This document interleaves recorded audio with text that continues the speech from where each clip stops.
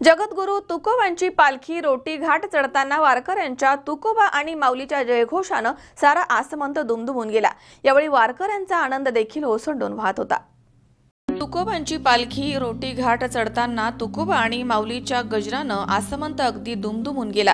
6 बैलजोड्यांच्या साह्यानं हा अवघड असा घाट तुकोबाच्या पालखीनं अगदी सहज सर केलाय आणि संध्याकाळी बारामती तालुक्यातील गवळ्याची उंडवडी इथे पालखीचा मुक्काम असणार आहे। संतश्रेष्ठ जगद्गुरू तुकाराम महाराजांची पालखी वरवंडचा मुक्काम आटोपून सकाळी 8 वाजता उंडवडी मुक्कामास रवाना झाली आहे। यामध्ये पाटस इथे न्यारीसाठी 2 तास विश्रांती घेऊन 11 वाजता रोटी घाटाकडे ही पालखी रवाना झाली आहे। यावेळी मेघराजानं देखील वर्षाव केला, त्यामुळे वारकऱ्यांमध्ये आता आनंदाचं वातावरण तयार झालंय।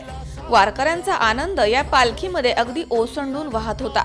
यावेळी दौंडचे आरोग्य अधिकारी संजय रणवीर यांनी पालखीविषयी अधिक माहिती दिली आहे। जगद्गुरू संत श्रेष्ठ तुकाराम महाराज पालखीनिमित्त दौंड तालुक्यामध्ये जेव्हा प्रस्ताव झालेला आहे त्या निमित्ताने आरोग्य जे सेवा आहे ती पूर्ण तयारीनिशी आम्ही सज्ज आहोत। तर त्यासाठी वरवणला 30 तारखेला वारीचा मुक्काम असतो आणि येवतला 29 तारखेला। तर त्या मुक्कामाच्या ठिकाणी आम्ही आरोग्य सेवेच्या दृष्टीनं एक पथक किंवा प्राथमिक आरोग्य केंद्र असे आमच्याकडे उपलब्ध आहेत।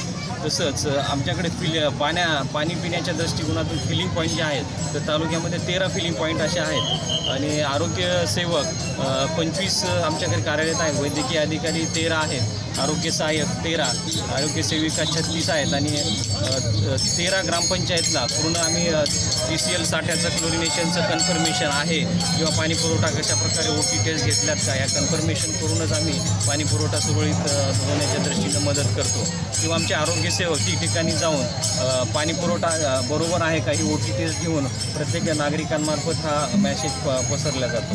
त्या दृष्टीने आणि जेव्हा रोड ॲक्सिडेंटचं प्रमाण आहे आपल्या हायवे असल्यामुळे तर काही दुर्घटना होऊ नये त्यासाठी पण आम्ही तत्पर आहोत। त्यासाठी 108च्या 2 ॲम्ब्युलन्स आहेत, त्याप्रमाणे 8 ॲम्ब्युलन्स आपण प्राथमिक आरोग्य केंद्राच्या पूर्ण वारीसाठी वापर करत आहोत। त्याप्रमाणे वैद्यकीय अधिकारी ठिकठिकाणी आपण 5 किलोमीटरच्या अंतरावर एक वैद्यकीय अधिकारी ठेवलेले आहे। येवतला आपलं ग्रामीण रुग्णालय आहे, इथे ज्या सेवा नाही मिळत ते आपण येवतच्या ठिकाणी पूर्ण करतो। परत संजय सोनोने C24 तास दौंड। सबस्क्राइब करा आमच्या YouTube चॅनलवर आणि बेल आयकॉनवरती क्लिक करा सर्वात पहिले आपल्या परिसरातील बातम्या बघण्यासाठी।